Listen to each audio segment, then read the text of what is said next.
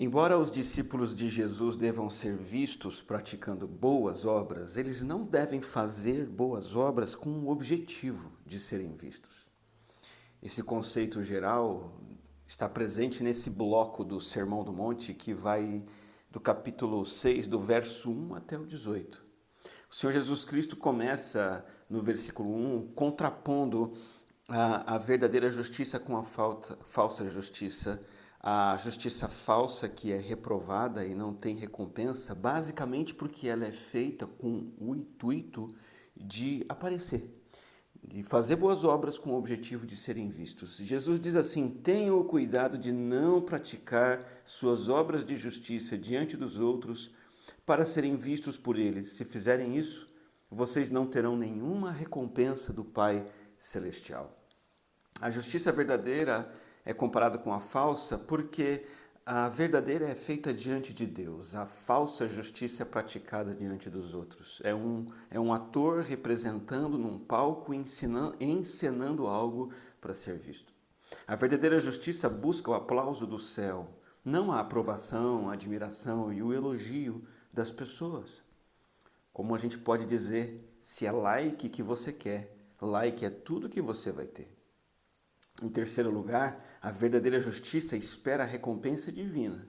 A falsa prática da justiça fica esperando ser recompensado pelos homens. E Jesus, então, ele pega esse conceito geral e aplica a três manifestações práticas fundamentais de justiça, de piedade ou de devoção. E essas três manifestações englobam o todo da vida cristã, da vida espiritual. E ele faz isso ao longo do capítulo 6.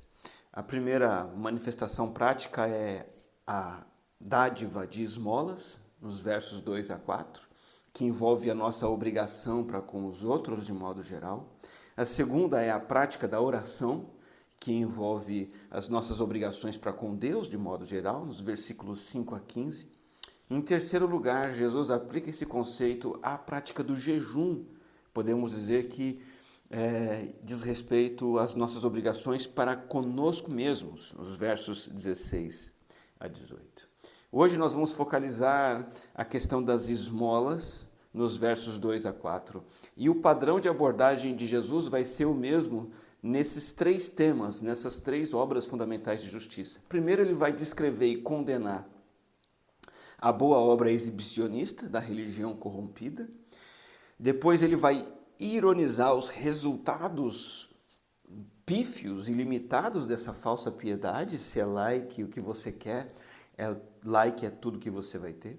Em terceiro lugar, Jesus descreve então a verdadeira piedade, seus bons e santos resultados. Os versículos 2 a 4 é o que eu convido você a refletir comigo nesse tempo, falam sobre esmola e diz assim: portanto, quando você der esmola, não anuncie isso com trombetas, como fazem os hipócritas nas sinagogas e nas ruas, a fim de serem honrados pelos outros. Eu lhes garanto que eles já receberam sua plena recompensa. Mas quando você der esmola, que a sua mão esquerda não saiba o que está fazendo a direita, de forma que você preste a sua ajuda em segredo, e o seu pai, que vê o que é feito em segredo, o recompensará. Primeira observação: Jesus pressupõe que seus discípulos cumprem suas obrigações de amor e caridade para com os outros. Ele pressupõe que os discípulos deem esmolas. Esse é um dever primário. Ele diz: quando você der esmola. Essa prática é claramente ensinada na Bíblia toda. Por exemplo, Deuteronômio 15:11 diz: portanto, eu ordeno a você que abra o seu coração para o seu irmão israelita, tanto para o pobre como para o necessitado de sua terra. Salmo 41:1 diz: como é feliz aquele que se interessa pelo pobre. E Provérbios 19:17 nos diz: quem trata bem os pobres empresta ao Senhor e ele o recompensará. Então você percebe como toda a Escritura apresenta esse padrão como um dever para quem segue a Cristo: ajudar o próximo.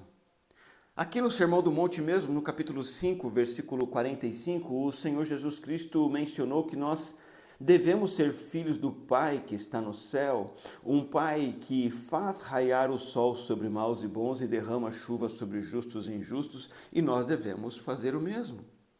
Agora, o cuidado é que não devemos nos iludir achando que qualquer obra de caridade, qualquer esmola agrada a Cristo e é considerado uma obra de justiça. Evidentemente que não. O coração humano é engenhoso, é uma fábrica de ídolos. Então ele cria situações ou permite insinuações idólatras que deturpam e corrompem até mesmo uma obra de caridade.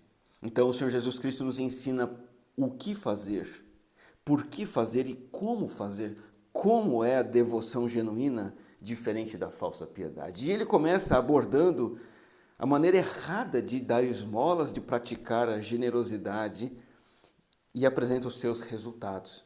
E ele diz assim, olha, quando você der esmola, não anuncie isso com trombetas. Jesus fala de algo comum para o judaísmo de sua época, que dava grande ênfase às esmolas. Era a prática comum o doador fazer suas doações em público. E havia uma publicidade nesse sentido, de maneira que o fiel ele se sentia observado e muitas vezes o grau de justiça das pessoas era medido pelas suas ofertas. E havia uma prática específica na sinagoga, dizem os historiadores, em que os fiéis se levantavam durante a reunião na sinagoga, como se fosse um culto em nossos dias, né? E ele dizia, de pé, ele dizia qual era a quantia que ele iria ofertar naquele dia. E uma doação mais alta significava que o doador era chamado até a tribuna da sinagoga e ele recebia a honra de se sentar ao lado do rabino. E então um obreiro da sinagoga tocava uma trombeta, simbolicamente a fim de chamar a atenção dos seres celestiais para aquela beneficência espiritual. Anunciar com trombeta.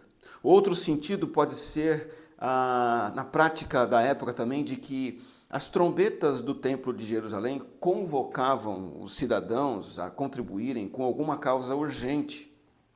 Então, um judeu estava lá envolvido com os seus afazeres diários na cidade de Jerusalém e quando a trombeta do templo tocava, ele deveria ir e fazer uma ajuda imediata. E claro que isso dava uma grande oportunidade desse piedoso surfar na onda da filantropia e ostentar sua religiosidade.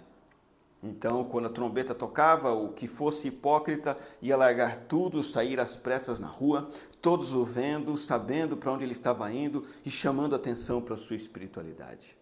Então, quanto mais um fariseu dava esmolas, tanto maior era o espetáculo. Há um sentido metafórico aqui de falar sobre tocar trombetas, anunciar com trombetas, que é a ideia de um som estridente chamando a atenção para si.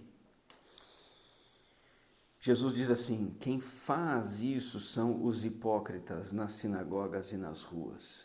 Eles anunciam com trombetas. A filantropia deles não vem do coração, não é genuína, é uma encenação teatral de piedade, é alimentada pelo combustível do egoísmo, só é feita se houverem trombetas sendo tocadas. Tanto o orador quanto o ator naqueles dias eram chamados de hipocrites, o que nós conhecemos como hipócrita hoje em dia. Essa palavra, que originalmente tinha um sentido neutro, como de uma profissão, uma pessoa que desempenhasse um papel num palco,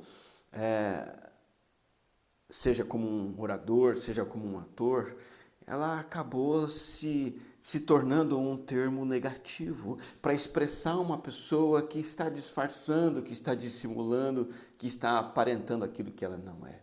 O interesseiro, que não está comprometido com doar genuinamente, mas apenas obter algo, obter algum ganho. Numa apresentação, num teatro, num show, é normal ser hipócrita, mas isso não pode ser trazido para a vida cristã. Não podemos fingir que somos crentes apenas para enganar os outros, mostrar uma piedade que eu não tenho, um faz de conta com a intenção de evitar uma crítica ou receber algum aplauso ou obter alguma coisa. A corrupção dessa hipocrisia, no entanto, ela é muito difícil de ser percebida por 3 razões. Primeiro, As pessoas que recebem uma doação do hipócrita, elas têm uma gratidão comovente e essa gratidão contribui para com a boa imagem que o hipócrita tem. Os que observam a dádiva, os que observam a doação, eles admiram e elogiam esse filântropo hipócrita e reconhecem que a caridade é boa. E por fim, o próprio hipócrita, então, ele se convence que está certo e não tem consciência sequer de sua própria hipocrisia. E Jesus vai adiante e diz assim, olha, eles fazem isso a fim de serem honrados pelos outros. Lá no íntimo mais secreto escondem essa ambição corrompida, dá esmola para a própria autopromoção. O carente, então, é apenas uma massa de manobra para o ego do hipócrita. O Senhor está preocupado e interessado e Ele conhece e discerne as motivações do coração, não somente as práticas externas. O Senhor quer ver ali altruísmo, generosidade e partilha. E quando não há essas coisas, e sim apenas desejo de se exibir, o Senhor percebe. E os hipócritas tinham um apetite voraz, uma necessidade infantil absurda pelo louvor das pessoas. E isso deturpava suas esmolas, fazia delas um espetáculo público. E Jesus então discernia isso e desprezava isso por completo. Nós temos uma história muito interessante do rico que doou de suas sobras, o que era um bom montante. Ele foi ao templo e do que sobrava do dinheiro dele, ele deu. E aquilo foi um espetáculo, as pessoas viram as suas ofertas e aquilo foi algo que chamou muita atenção. Logo depois vem uma viúva pobre que doou 2 moedinhas míseras e nem foi notada. Mas o Senhor notou porque Ele é o Deus que discerne corações e Ele viu aquele homem fazendo aquele gesto, dando de suas sobras apenas para aparecer, enquanto aquela pobre viúva deu tudo que tinha para sobreviver. Ela foi altruísta e generosa, ela fez a verdadeira partilha.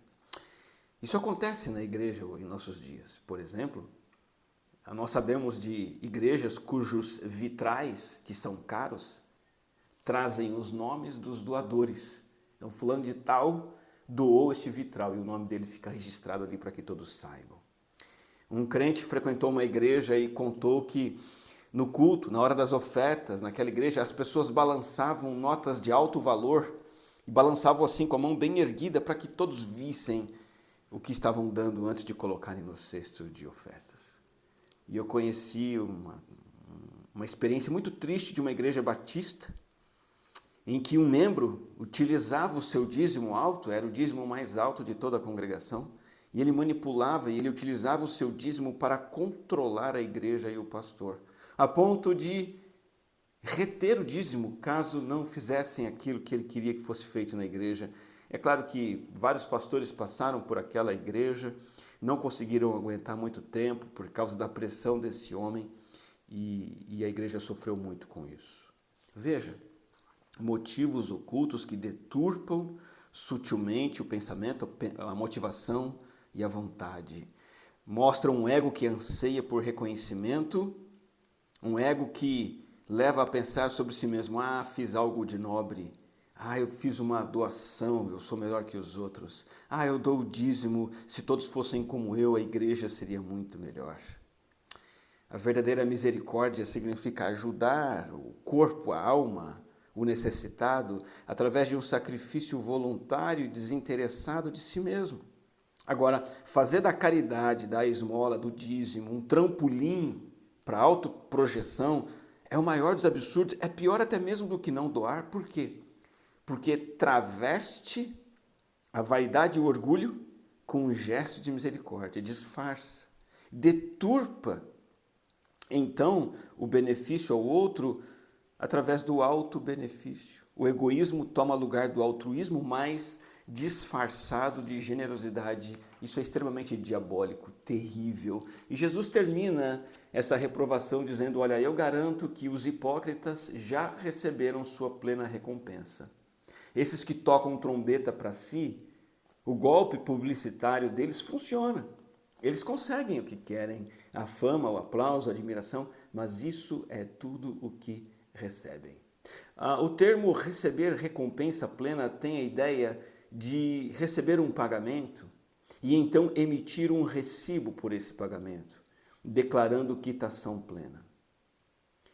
É isso que acontece com tudo que fazemos em favor da nossa própria reputação.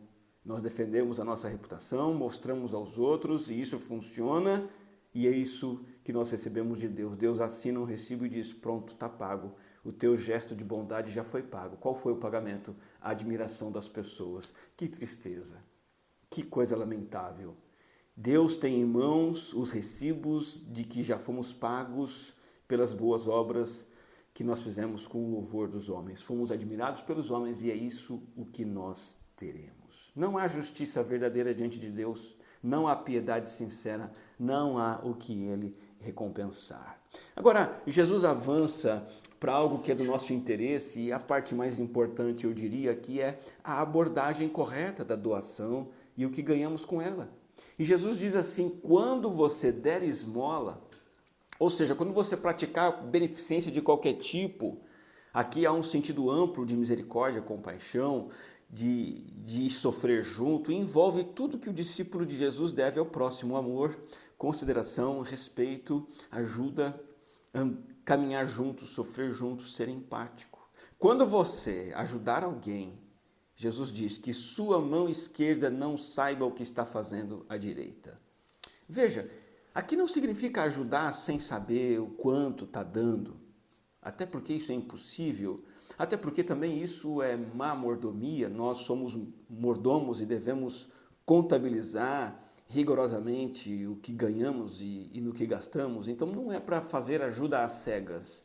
O que significa a mão esquerda não saber o que está fazendo a mão direita? A ideia é: o benfeitor não deve sequer refletir sobre sua própria ação, no sentido de ampliar sua importância, ficar pensando de si mesmo: ah, como eu sou uma boa pessoa, de se orgulhar no íntimo. Então, somos convidados a tomar cuidado, em primeiro lugar, com nós mesmos. O que vale, em primeiro lugar, é que o coração deseja o bem e a mão age nesse sentido. E o generoso, o verdadeiro piedoso, ele não fica refletindo de si mesmo: como eu sou uma boa pessoa, como eu sou melhor do que este, do que aquele outro. A mão esquerda não deve saber o que está fazendo a direita. A ajuda ao próximo deve ter a marca da abnegação, autossacrifício e não autogratificação. Por isso que Jesus, na sequência, diz assim: olha, você presta sua ajuda em segredo. Você não tem que ficar buscando que os outros vejam, que os outros saibam. Se Deus está sabendo e o único que fica sabendo é Deus, ótimo. A atitude tem que ser totalmente desinteressada. E isso caracteriza o verdadeiro amor ágape. É muito interessante no sermão de Jesus no Evangelho de Mateus, quando ele diz que o Senhor vai chamar os justos, os benfeitores assim no dia do juízo final, à sua direita, porque eles ajudaram famintos e miseráveis. E estes vão perguntar para o Senhor lá nos portais da eternidade: quando foi que vimos o Senhor sofrendo e o servimos? Ou seja, a ideia é muito interessante. Eles nem perceberam que estavam ajudando o próximo, eles nem se lembram, eles não chegam diante do Senhor com as suas obras de caridade como que cartas na manga para dizer: olha, está aqui, eu fiz o bem, agora o Senhor tem que me recompensar. Não, sequer eles se lembram dos seus atos de amor e dos seus serviços de misericórdia. Jesus fala sobre doar em segredo porque isso nos força a manter a atenção e a motivação voltada somente para o Senhor. Nos protege dessa falsa piedade exibicionista. Doar em segredo demonstra que a pureza da nossa retidão é real, é ela praticada diante do Senhor. Não há mérito algum na privacidade. Você não precisa ser uma pessoa que esconde as suas ofertas e não quer que ninguém veja. Não é nesse sentido. O fato é que aquilo que é feito em segredo evidencia a autenticidade da caridade. As boas ações não sendo estimuladas pelo desejo de receber elogio dos outros. E o Senhor Jesus Cristo vai dizer e terminar esse tópico do versículo 4 colocando a seguinte ideia: e seu Pai que vê o que é feito em segredo o recompensará. Veja, você e eu devemos ficar plenamente satisfeitos por termos o Senhor como única testemunha do nosso gesto de bondade. Jesus Cristo não ensina a doar apenas por obrigação, ou apenas para suprir uma necessidade, algo do tipo sem esperar nada em troca. Alguns dizem que se você espera alguma recompensa, isso é vaidade, prejudica a pureza do ato. Jesus não falou sobre isso. Jesus escancarou uma recompensa. Ele diz assim, olha, o Pai vai recompensar, espere por isso, entenda, busque isso. O que é feito em segredo, Deus pode ver e Ele vai ficar satisfeito e Ele vai recompensar. Seguidor de Jesus, esteja interessado sim nas bênçãos e recompensas de Deus, não na aprovação passageira dos outros. Mas veja, essa recompensa não é um prêmio pelo seu próprio mérito, não é uma menção honrosa, não é um troféu, não é uma medalha por bom desempenho. Essa recompensa é você poder desfrutar de santas afeições na sua alma. Deixa eu me dar um exemplo para você. 2. Primeiro exemplo, casamento. A pessoa que se casa por dinheiro é mercenária, correto? Mas a pessoa que não se casa por dinheiro, ela ama de verdade alguém. E ela quer desfrutar de um casamento, de um relacionamento amoroso, feliz.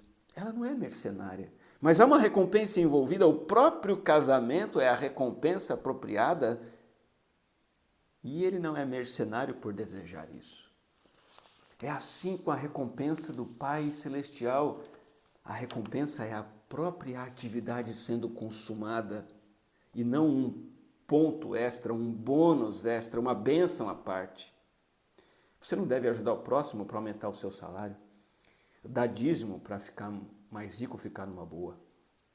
Veja, segundo exemplo. Qual é o prêmio que um jovem recebe por entrar numa boa faculdade? Pode ser que ao ingressar numa boa faculdade pública, o seu pai lhe dê uma moto, um carro, mas veja, a maior recompensa e privilégio por entrar numa boa faculdade é poder fazer o próprio curso pretendido nessa faculdade. Essa é a recompensa de fazer o bem ao próximo, o ato de fazer o bem e o quanto isso agrada ao Senhor. E essa recompensa vem quando nós sabemos que uma necessidade foi atendida. Que alegria saber que o faminto foi alimentado, o desalojado foi abrigado, aquele que foi abandonado agora está acolhido.